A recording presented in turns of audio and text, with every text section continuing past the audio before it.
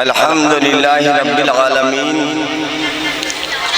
अस्सलातु वस्सलामु अला सय्यिदिना मौलाना मुहम्मदिन खातिमिन नबिय्यीन व अला आलिहि तय्यबीन ताहिरीन व अस्हाबिही अजमाइन। अम्मा बाद औज़ु बिल्लाहि मिनश शैतानिर रजीम बिस्मिल्लाहिर रहमानिर रहीम। वअल्लमका मा लम तकुन तालम व काना फद्लुल्लाहि अलैका अज़ीमा। सदक़ल्लाहु मौलाना अज़ीम व सदक़ रसूलुहुन नबियुल अमीनुल करीम व नहनु अला ज़ालिका शाहिदीन व शाकिरीन अल्हम्दुलिल्लाहि रब्बिल आलमीन। बारगाह नबूवत और रिसालत दुरूद व सलाम पेश करें। अल्लाहुम्मा सल्लि व सल्लिम व बारिक अला सय्यिदना मौलाना मुहम्मद व अला आलि सय्यिदना मौलाना मुहम्मद सलातन तबका व तदूम बिदवामिल मलिकिल हय्यिल क़य्यूम। कुरान की तालीम से ताबिंदा जहां है, कुरान ही ईमान की मंजिल का निशा है। इस हुस्ने दुबाला पे वली क्यों न हो सकते, अल्लाह का फरमान मोहम्मद की ज़बान है। बिरादरान इस्लाम, मैंने कुरान मुक़द्दस की एक आयत करीमा तिलावत की है जिसमें अल्लाह रब्बुल इज़्ज़त इरशाद फरमाता है वअल्लमका मा लम तकुन तालम व काना फद्लुल्लाहि अलैका अज़ीमा। आपको वो इल्म अता फरमाया गया, आपके रब ने आपको वो इल्म अता फरमाया। हबीब उससे पहले जिसे आप नहीं जानते, और आपके रब का आप पर अजीम फज़ल, बड़ा बड़ा।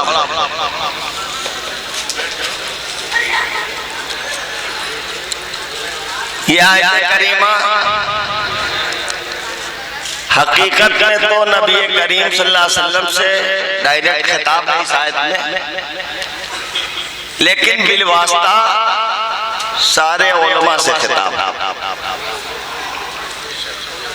सारे उलमा से खिताब। वअल्लमका मा लम तकुन तालम, एक वक्त वो था कि आप कुछ नहीं जानते, आपके वालिदैन ने एक भरोसे के तहत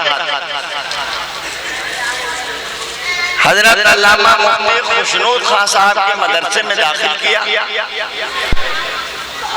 ताकि आप अपने नबी के वसीले से कुछ जान जाएं।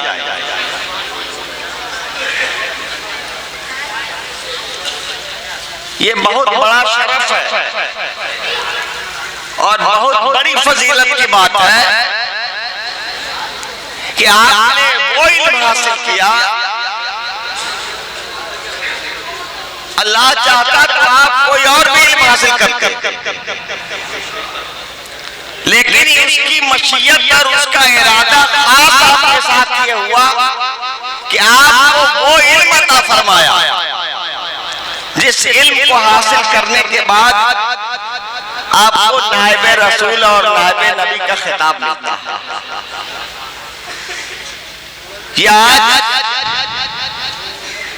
उसी नियामत की दस्तारबंदी हुई है, इल्म की डिग्री दी जाती है, याद रखिएगा, सनद दी जाती है। और ये जो दस्तार बांधे जाते हैं, तो इस दस्तार में बड़ा अजीब कमाल है। इसमें एक तार तो रसूल करीम सल्लल्लाहु ताला अलैहि वसल्लम का होता है, और इसमें चार तार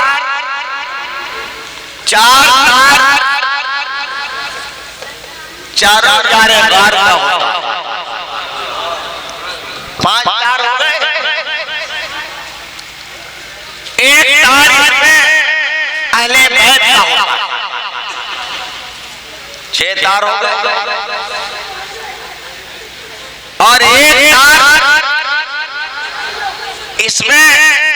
इमाम आजम इमाम अबू हनीफा का 7 तार हो गए। और इसमें 2 तार और हैं जो इस महफिल में इमाम अबू हनीफा के शागिर्द इमाम अबू यूसुफ और इमाम मोहम्मद के हैं। अब कुल 9 तार। अब ये जो 10वां तार इसमें है, जो अव्वल तार है और ये जो 10वां तार है, ये बड़ा खास है।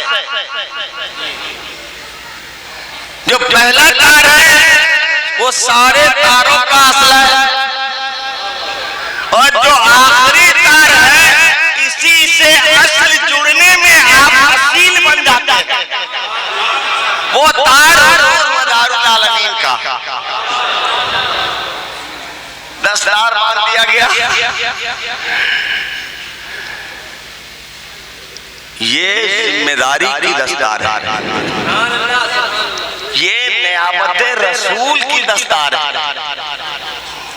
ये दस्तार ऐसी दस्तार है, कल तक ये अगर कहीं चलते फिरते थे, कहीं आते जाते थे, कुछ करते थे, तो इन पे आवाम की निगाह नहीं होती थी।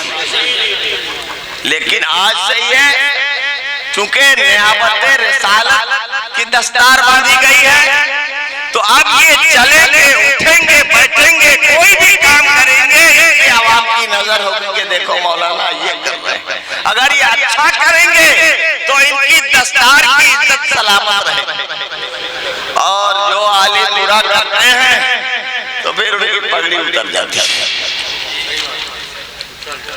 बड़े शर्फ की बात, बड़ी फजीलत की बात है उन वालिदैन कि उनके बच्चे आज इस लायक हो गए कि नायब रसूल कहे जाने के हकदार हैं। और आखिरत में कितनी बड़ी खुशखबरी है। इसी बुखारी शरीफ में आकाए करीम रहमत आलम नूर मुजस्सम इरशाद फरमाते हैं, मन क़रअल कुरान उल्बिसा वालिदाहु यौमल क़ियामा ताजम मिन नूर। आज इनके सरों पर कपड़े का ताज रखा गया, कपड़े की दस्तार रखी गई है।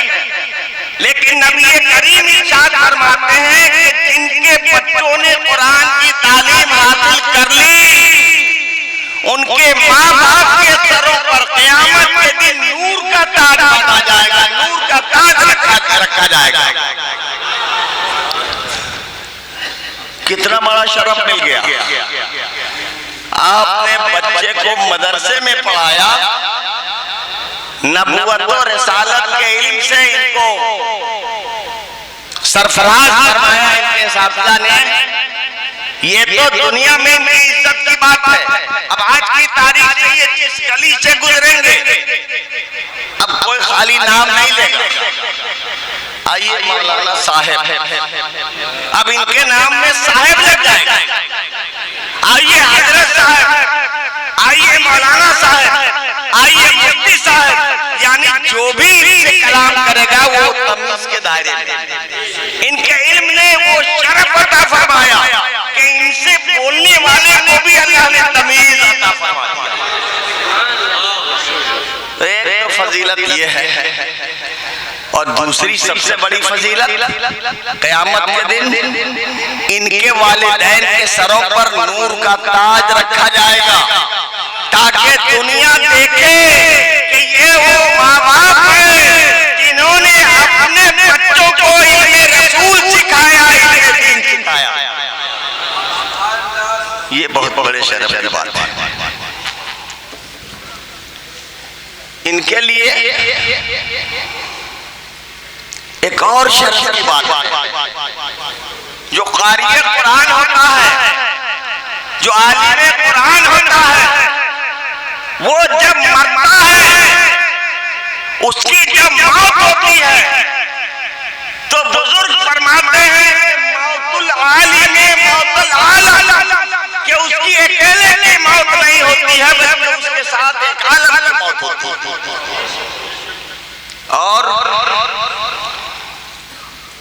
मैंने मदारुल अरवाह में कुछ अहादीसें नकल की हैं, अहादीस नकल की हैं, उनमें ये भी है कि एक आलिम कल क़यामत के दिन अल्लाह पाक की तरफ से इजाजत इसको दी जाएगी कि वो जिसको अपने घर वालों में से चाहे उसकी शफाअत कराए। यानी खुद ये नहीं बख्शा जाता है बल्कि बख्शवाने की अथॉरिटी भी इसे दे दी जाती है। अब सोचो कितना बड़ा पावर मिल गया कि इसकी दुआ से कल क़यामत के दिन सब सामने लाए जाएंगे। जिसकी तरफ इसकी उंगली उठ गई कि परवरदिगार इसको इसको इसको इसको अपनी रज़ा से मुझे बख्शवाने की इजाजत अता फरमा दे, हुक्म होगा जाओ तुम जिसको जिसको अपने घर वालों में से अदाकारी में से चाहो बख्शवा लो। ये शान भी एक आलिम के दिन के लिए बड़ी बात है, बड़ी शान है। आलिम दीन की शान नबी करीम इरशाद फरमाते हैं कि ये जो बच्चे इल्म दीन हासिल करते हैं, जाने कैसे कैसे दौर से गुजरने के बाद जब इस मंजिल पे आते हैं, जब इनकी दस्तार बन जाती है तो इनके लिए समंदर की मछलियां दुआ करती हैं और बिलों और सुराखों में जो चींटियां होती हैं वो भी दुआ करती हैं। बताओ, जिसके लिए इतनी सारी मखलूक दुआ करे, मछलियों की तादाद की कोई हद है? कई लाख, कई करोड़, कई अरब, कई खरब, कोई हद नहीं मालूम है, कोई तादाद की इंतहा नहीं मालूम है।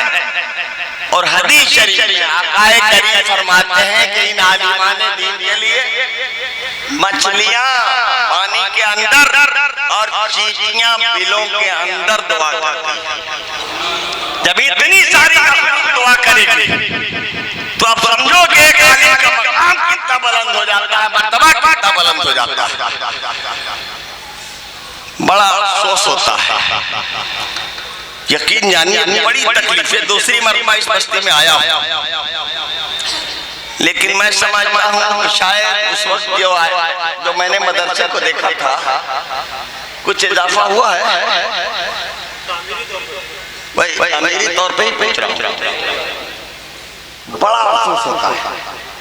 इतनी बड़ी बस्ती है कि हर बस्ती से, हर घर से, हर फर्द से, अगर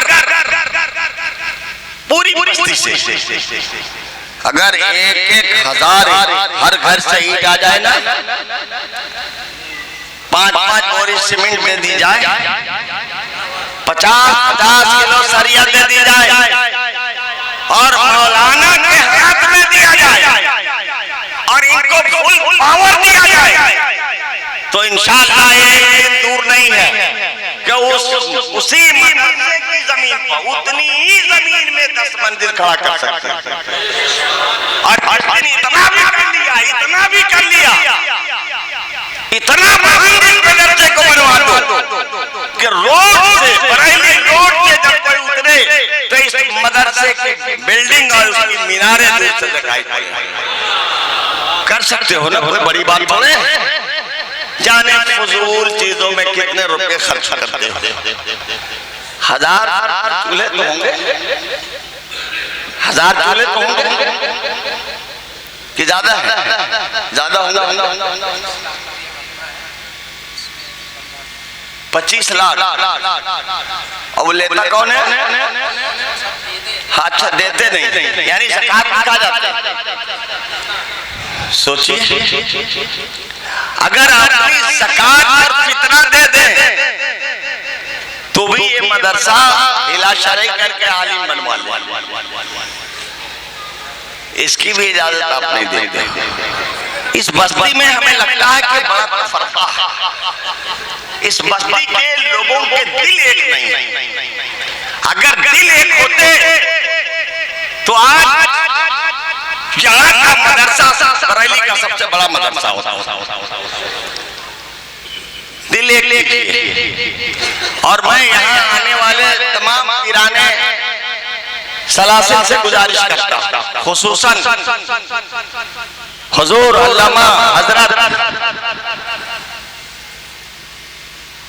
शेखुल मशाइख सैयद मिसबाहुल मुराद अपने मकान बनाने में कितना पैसा लगाते हैं, अपनी दुकान बनाने में, अपनी बैठक बनाने में कितने पैसे लगाते हो। लेकिन अफसोस है, एक और तनख्वाह कितनी मिलती है? मौलाना साहब की तनख्वाह कितनी मिलती है? 5,000। 18 साल मेहनत के बाद 4200 रुपए। शर्म से डूब मरना चाहिए। क्या 4200 में अपने घर में एक नौकर रख सकते हो? एक कभी नौकर रखो ना तो 4200 में कोई आदमी नहीं काम करेगा। क्या समझ लिया आपने? ये आपके नौकर नहीं है, ये तो रसूलुल्लाह के नौकर हैं, इसलिए ये नौकरी कर रहे हैं। अगर सिर्फ आपका मामला होता तो कभी चले जाते। चूंकि ये रसूलुल्लाह के सच्चे पक्के नौकर हैं, इसलिए अपने रसूल का चेहरा देख रहे हैं और नौकरी कर रहे हैं। और आप इनके राज़िक नहीं हो, याद रखो, आप राज़िक नहीं हो, वरना ये भी मर गए होते, इनके बच्चे भी भूख से मर गए होते। क्योंकि राज़िक अल्लाह है, इसलिए ये बच्चों की परवरिश हो रही है। सोचो ना यार, अपने बच्चों को कैसे पढ़ाएंगे, दवा कहाँ से कराएंगे, आटा गेहूं सालन जरूरत की चीजें कहाँ से लाएंगे? शर्म नहीं करते हो? शर्म नहीं आती है? इतनी बड़ी बस्ती है, अगर रोजाना 100 रुपया रोज मुसाफे में दो ना, तनख्वाह ना दो, हम कह रहे हैं 4200 दे रहा हूँ, वो भी बंद कर दो। 50-50 रुपया हर आदमी रोज आकर मुसाफा करो। ये उसी पैसे से इंशाअल्लाह ताला ये आपने सारे मुदर्रिसीन को भी तनख्वाह दे देंगे और अपनी भी तनख्वाह निकाल देंगे। लेकिन शर्त यह है कि हर घर से आए। अल्लाह पाक हम सबको तौफीक अता फरमाए और दीन की खिदमत का जज्बा इनायत फरमाए। एक बात आपको बताऊं, मेरे यहाँ भी मदरसा चलता है, ख्वाजा साहब बैठे हैं, पूछ लो, 4 टीचर 5 टीचर की तनख्वाह मुदर्रिस अपने जेब से अदा करते हैं। मुदर्रिस अपने जेब से अदा करते हैं। याद लो तो सेठ हो, अहले सरवत हो, अहले दौलत हो, और तुम्हारे यहाँ के मौलाना का अगर शहर में डुबकी पीट दिया जाए कि गोविंदापुर के मौलाना हजरात की तनख्वाह 4200 है तो पूरा चांद पे थूकेगा। शर्म आनी चाहिए, बड़े शर्म की बात है। अल्लाह पाक आप सबको और हम लोगों को भी तौफीक दे कि सच्चे दिल से दीन की खिदमत करें। और इन उलमा का जो इलाज का पैसा है, इनके जो खाने पीने के जो गल्ले होते हैं, उसमें भी आप मदद करें। 1-2 बोरी इनके घर पहुंचवा दें, कभी आटे की बोरी पहुंचवा दें, कभी चावल की बोरी पहुंचवा दें, कभी दाल। जब अपनी सारी जरूरतें कमा करके पूरी करते हो तो इनको भी अपनी जरूरत समझ लो। अगर तुमने इनको अपनी जरूरत समझी तो तुम दीन की जरूरत बन जाओगे। अल्लाह पाक हम सबको हिदायत दे, तौफीक इनात फरमाए। वाखिर दावाना अनिल हम्दुलिल्लाह।